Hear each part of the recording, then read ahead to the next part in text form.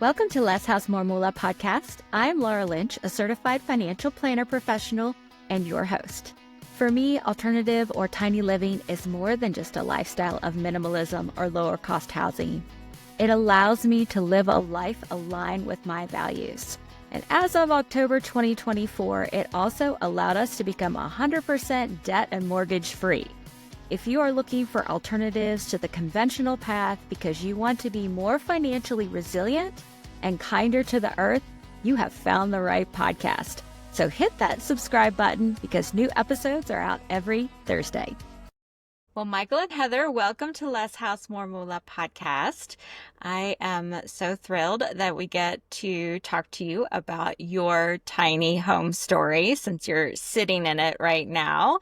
Thank you for joining me. I think we connected Instagram, right? I just sent you a random DM. Sometimes that works, sometimes it doesn't. But thank you for responding and coming on to share your personal experience with your tiny house.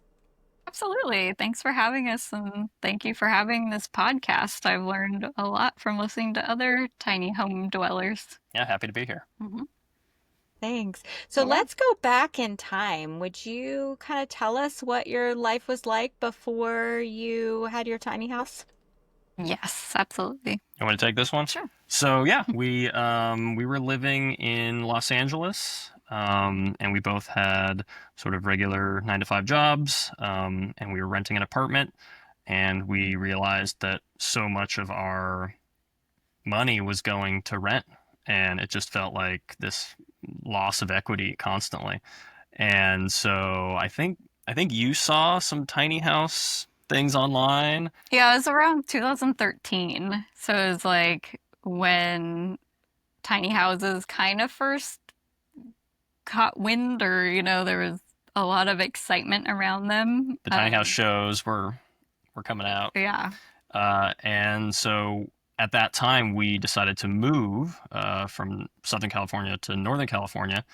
And it just worked out that we were sort of given the opportunity to be able to build on the property that we're at currently.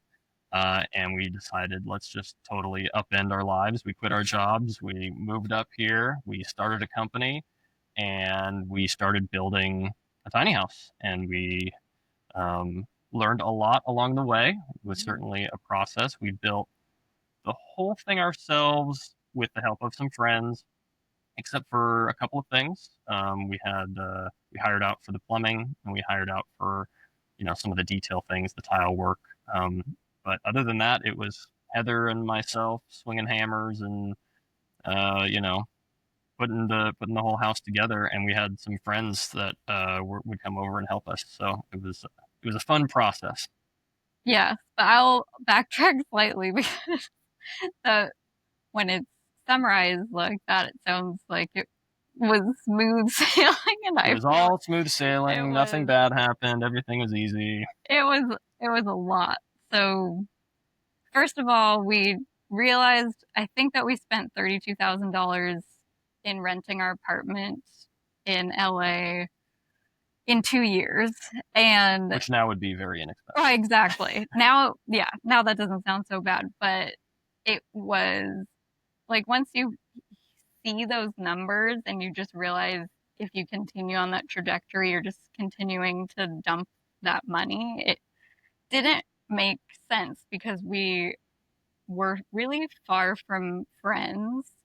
We were only seeing each other on the weekend, which it just nothing felt like great. It just felt like we're doing what we're told we're supposed to do. Like this is how society works. Um, and we had always wanted to be closer to family. We were both originally from Northern California, and so it was when a family member got sick, and it just was like, now is the time. We're just dropping it all, quitting our jobs, and making it a kind of like, okay, we're just gonna hope that something works out. And we didn't know what that was gonna be, but we're very fortunate to have enough support up here already that we could house it. And we just happened to continually house sit. We became like professional house sitters. Professional, yeah, for years. And we were managing multiple properties at once. mm-hmm. Yeah, it was like a little cottage industry we were. Yeah, but it's kind of interesting looking back on it now because I've become really interested in like reciprocity and what that means. And so we were doing family friends a favor by taking care of their house and making sure things were okay while they were away, while they were giving us a place to live while we figured things out. And so it was just kind of like this beautiful relationship that worked out really well and allowed us to start our company because that was something in the back of our mind, but it wasn't what we were going to do right then. But because we weren't struggling to pay rent, we had the option to start looking for clients and building on that. So, yeah. The tiny house really allowed us to take some of that, financial freedom and funnel it into the company, and start the business, because it's not easy to start a business. But if you can bring down your costs pretty significantly, it helps a lot. Yeah, and then having the business ended up being what funded our tiny house because we just built it as we made enough money to cover it. So it sounds like that you all are, number one, very, say, comfortable with some level of risk, in that you went from a known state of being, that, like you said, you were just following the path and doing the thing that you thought you were supposed to do. And then you said, wait a minute, this isn't really working. And let's change everything all at the same time. Have you seen other people do this, kind of up in their life and transform things for themselves? I mean, in our social circle, I don't think so. I mean, we are making a documentary right now about a friend who went from not ever driving a stick to becoming a rally car racer as a mom of two at 38. So now, yes, but at that time, not at all. And it was, yeah, it was very risky. It was very, I mean, I always feel like I have to keep in mind that we have the privilege of having that safety net.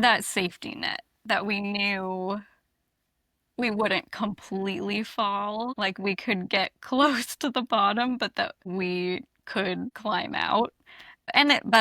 I mean, it took a long time to build the tiny house. Yeah, it took, when we tell people how long it took us, they were like, what? Yeah. That's a long time. Most people do not take as long as we did to build this house. Yes. So, but yeah, it's definitely risky. And so how long did it take? So I think we got the trailer in maybe February of 2018. And we were sort of done in 2021. Yeah, we moved in March of 2021. Yeah. There was a lot of start and stop, mentioning the business, getting a business off the ground at the same time meant that it was, managing that time was difficult, and we didn't have the amount of time that we would have liked to put into the business or into the house. So it was really kind of triaging our available time. But yeah, we also did a couple of things that maybe they could have been faster, but we both, as risk takers and perfectionists, decided to go kind of, I don't know if you want to say it above and beyond, but certainly did things atypically. The siding of our house, we milled ourselves from rough sawn redwood that we got from an organization here that basically rescues wood that would have otherwise been thrown away, and we resawed it all ourselves and planed it and sanded it, and it was 2,000 board feet of wood that we did on a table saw, portable table saw, and we did it took us like nearly 6 months if you consider all like with the weather and everything. which sounds really silly to have done that We now, could have but purchased some hardy board. we could have, but a big part of our project too was living our values of sustainability. Yep. And so that ended up being like a huge part of the personality of the house, is being like, okay, this was rescued redwood. And that ended up being cool too, because we traded a video that we made for them to get the wood. So it was free, and we got to work on a cool project because we really enjoyed filming it, because Yep. that was our passion anyway. So it was, yeah, just kind of another example of trading and doing things a little bit differently. And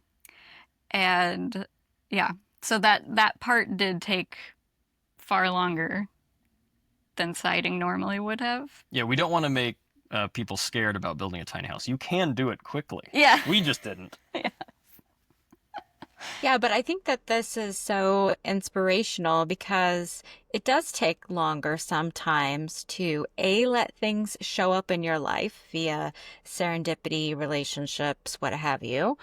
Two, to source things that align with your values. I too am working on some reclaimed wood that I would like for flooring purposes and our project that we're working on in Colorado. It's going to take longer to find that. It will require some pre-work in order to make it flooring ready. And yet I think that that is important to me. And so it's just going to have to, it's a little bit more of a labor of love. And likewise, anytime you're doing something for the first time or learning something, it always takes longer.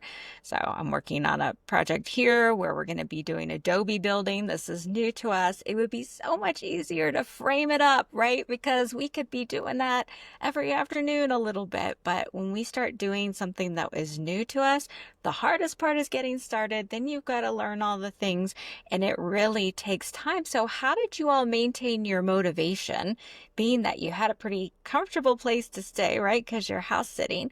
How did you maintain your motivation as you were building it? Was it kind of that prize of equity at the end, or what was deep inside you wanting this tiny house to get finished? That's a really great question, because I feel like there were many times that we looked at each other and said, "What are we doing?" Yeah, there So- were definitely some questioning what's going on here. Should we quit this whole thing? Yeah. Is it too late to turn back now? Yeah. Was a thought that went through my head. But and of course there were different phases, because at the very beginning, raising the walls, that's pretty quick, and it goes up, and then you have a structure. So it's just like from flat to structure, and then we're just like, wow, look, this is happening so fast. Like, we're really good at this, and I think we could make a living Let's out make of a making business out of tiny building houses. tiny houses. By Yeah. the end, we were like, can't do that again. Not building more tiny houses. Yeah. Can't build a full-size house. Yes. And that is, having all those skills has, now we feel really comfortable with the potential of building something else, maybe, now that we've had some time to just rest in the house. It has been really incredible, like being in here and knowing that we did all of this, and all of the memories behind each part of it. And on the floor underneath the cork, like, we wrote "Welcome Home," and there's just like a lot of stuff in the walls. And so I feel like having a place that is genuinely our own really made it worth it, because we lived in a lot of apartments together before this. And I don't know, I just feel like where you live is such a reflection of who you are, and you want it to be yours. So that's, for me, a lot of the motivation behind finishing it. Besides that, when we got married, because that was also part of everything that happened right when we moved up here, we asked for money toward building the tiny house. And instead of a honeymoon or something like that, we asked for this. And So the amount that people gave us, we then felt like a little bit like, now this is not just a thing that we're doing. Like, we owe This is it. everybody's. This is everybody's. Yeah. So we owe it to our family and friends who believed in us and everybody who let us house sit for them. We're not going to give up on this thing. We've got to follow through. We've got to follow through. Yeah, because it's not just us. I think that was a huge motivation. There's that principle, right? That the minute that you speak something to somebody else, you're 40% more likely to accomplish it or whatever. Like if you are telling people and people are supporting you, it kind of pushes you through on the hard days.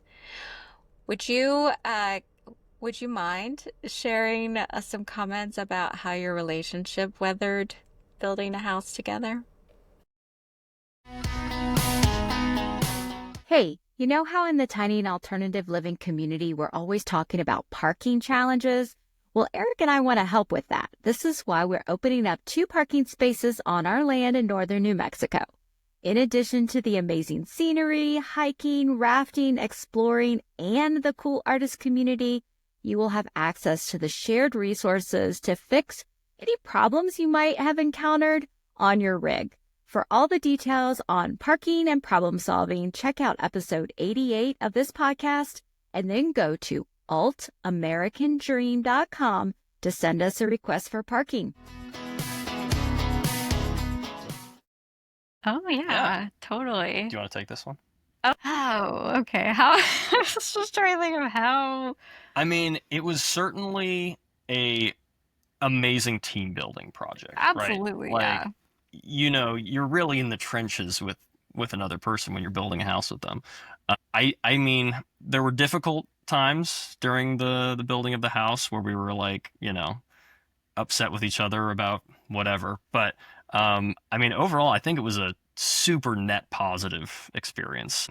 We can be in this house and we can see every day the memories of what we did together in here. And I know the insulation that Heather stapled right there. And I know I was going to ask, it was when I stapled my hand.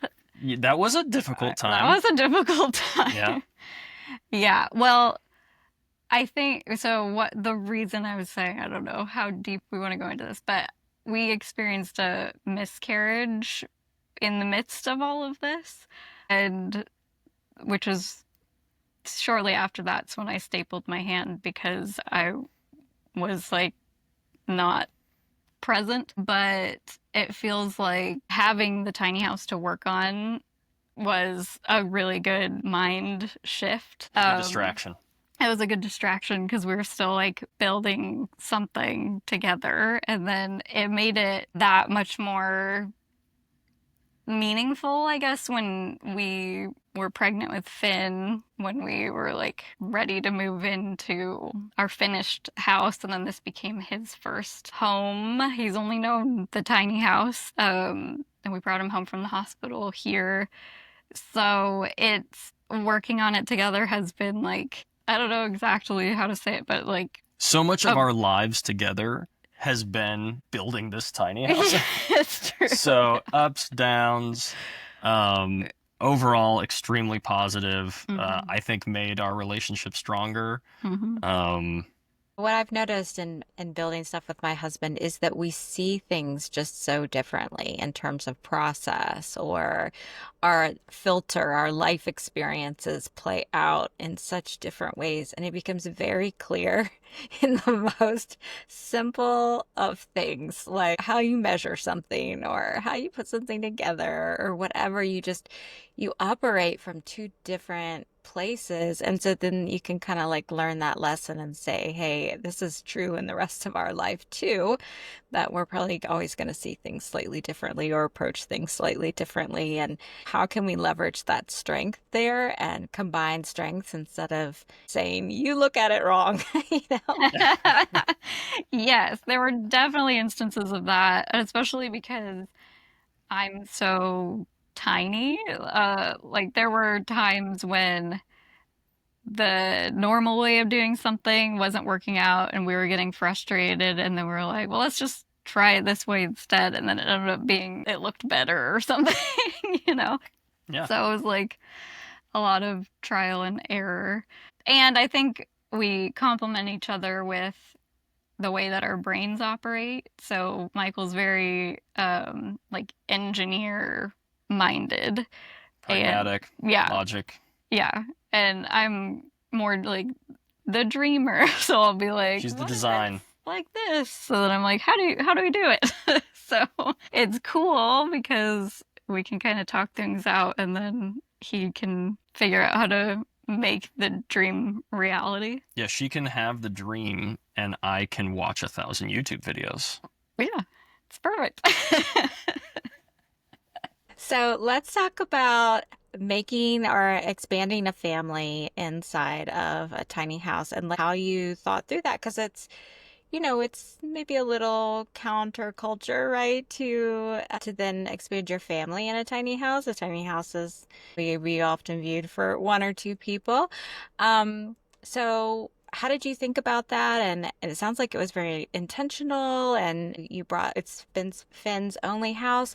Like tell us about that and how you thought about that. Yeah, I mean, it was definitely intentional, and I think when we started building the house and we thought about, oh, would we have kids in the house? We thought, well, maybe we could have like a baby in the tiny house. But once they get too much bigger, you can't get away with that. But actually, he's 3 turning 4. It's been great. Like we haven't had an issue there, and that might be because we have a pretty substantial amount of outdoor space available to us. So he spends a very good chunk of time outside. We have, a big mud kitchen for him to play in. We have a nice outdoor patio. So that He has, built the mud kitchen with our scrap yeah, material. that's right. Yep. Yep. So anyway, yeah, it has been a lot better. Like the concerns that I maybe would have had before we had a kid, those aren't the concerns that I have. I do still see it as if somebody is looking, can I live in a tiny house with kids? Uh, it's not without issue. It certainly has its own set of pitfalls, but it isn't as difficult as I would have thought. And I think you can make it work in many instances. If you have a ton of kids, maybe not, but we have one, and It also works great. makes us a lot closer, which so it depends on how you feel about space. Obviously, since we started a business together and all this stuff, our intention all along has been to spend more time together compared to how we were living before. And so having a kid in this small of a space, like we just have a toddler mattress for him next to our mattress upstairs. So he doesn't have his own bedroom, but it ended up working out really well to have him that close to us for this early stage of his life. I don't know what things would have looked like if we weren't in as tiny of a space, but it, I've really enjoyed raising him this way. I was also going to say when we started the process, we thought the idea of the tiny house was actually, oh, why are we spending so much money on rent when we just want to like take off and travel? And so it was going to be like a home base for us to travel, and it's the exact size it is because it's as big as it could be while still being towable without a special permit. So that was the intention, was that it was our mid-20s house where we could Yeah, we're in our mid just 20s. adventure. Yeah. So then it just took us a lot longer. Finn arrived when we hoped to start a family.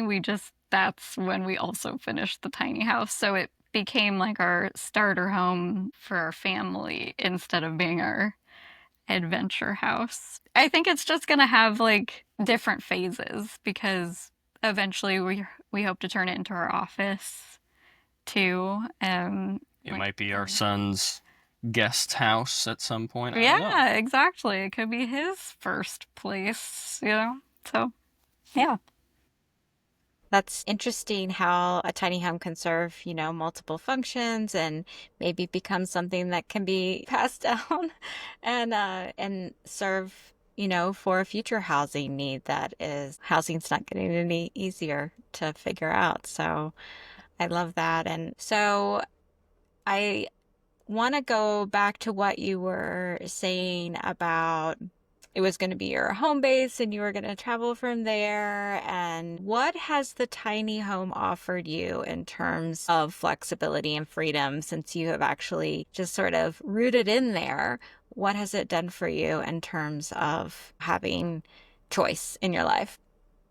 Yeah, I mean, it certainly affords us some financial freedom. And so, whether that is being able to travel or being able to get something that we want to get, certainly does that. I think what ended up happening, and part of the reason why it maybe took us so long to build it as well, was that during the time that we were building it, we were also doing a lot of traveling. Like, we did a lot of really fun trips during the time that were building the tiny house. And so, once our son came along, our travel sort of toned down a little bit, but I think it continues to be this thing that allows us the flexibility to do travel if we want to, or to afford our son's preschool, or any number of things that, when you think about the fact that housing is almost always the most expensive thing that people pay for, having something that you own outright really helps with that, and really helps with cash flow, and helps with future planning, right? So I think it has afforded us many things, and we will be forever grateful for the fact that we decided to do it. Yeah, and when Finn was 5 months old, I think is when we started taking him on trips. So Hmm. we took him to Hawaii for 10 days, and then when he was 2, we went to Florida for Like a month. a month. Yeah. So yeah, It's a combination of we like didn't stop traveling. It was just a no. little bit different. And that's Yeah. also a combination of like tiny house and own business, right? Like a little bit of flexibility. Yeah, I was just gonna say, and the flexibility that your business has had.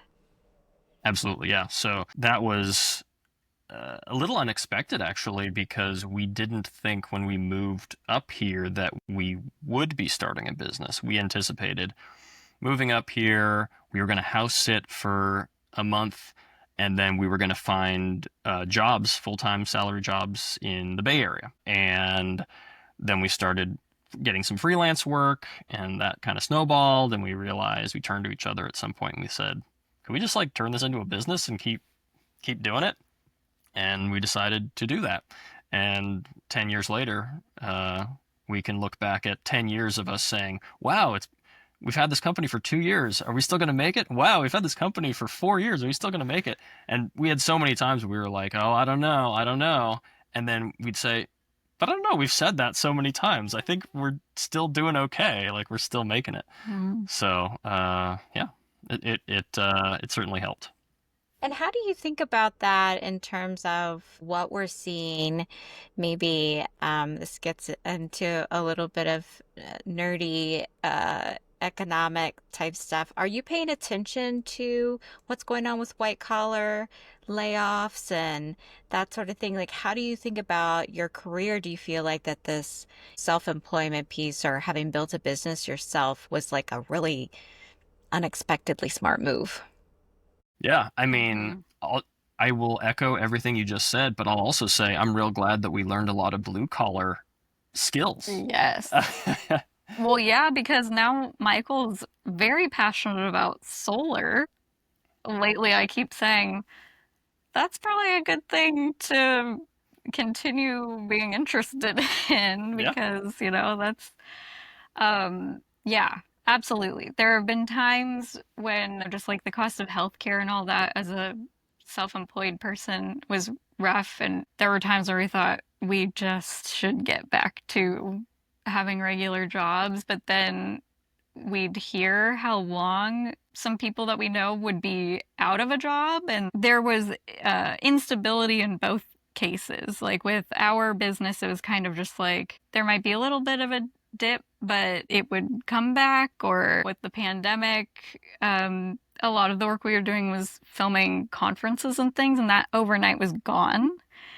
But then, like doing live Like virtual events became something that, so our flexibility helped a lot in being able to just like continuously morph to fit the needs of whatever was happening. And yeah, so then I feel like there were many instances where we were really grateful that that was what we ended up doing. Absolutely. Yeah, and now it's, I don't know, there's so much unknown in this moment.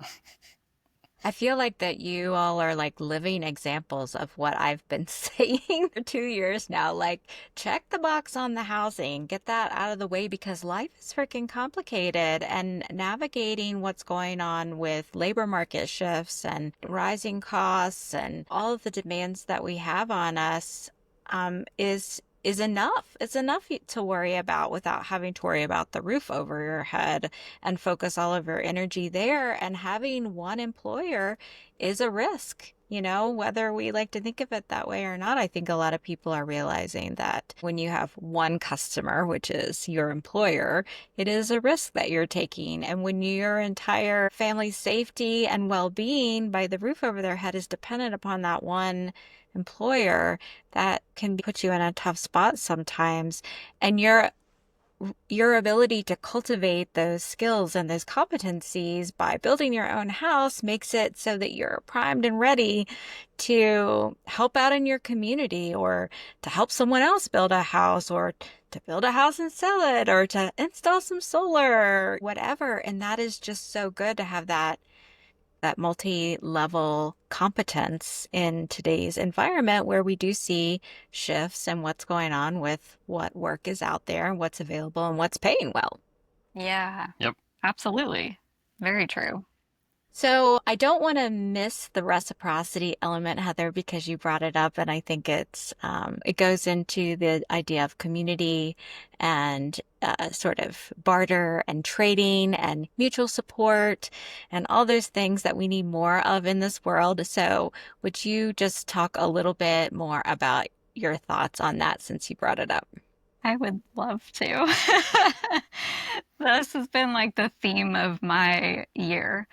And because we finally feel stable with our living situation right now and work, I that has been like my focus and exploration, and especially right now, just specifically with trying to help support the things that we want to see more of in the world, being so aware that where we put our energy and our money is what we create. Like that is, if you stop funneling money toward the things you don't want to see and push it elsewhere, um, that's what's going to grow. Yeah, lately we've been offering some like trade that makes sense. Sort of like I got into ceramics this last 2 years, and I have a friend who's a ceramicist, and she has a kiln and a wheel, and I don't have the space for any of that right now. So she needs video. I need help with that. So that's like a nice even trade that we can do, utilizing skills as the means of the value.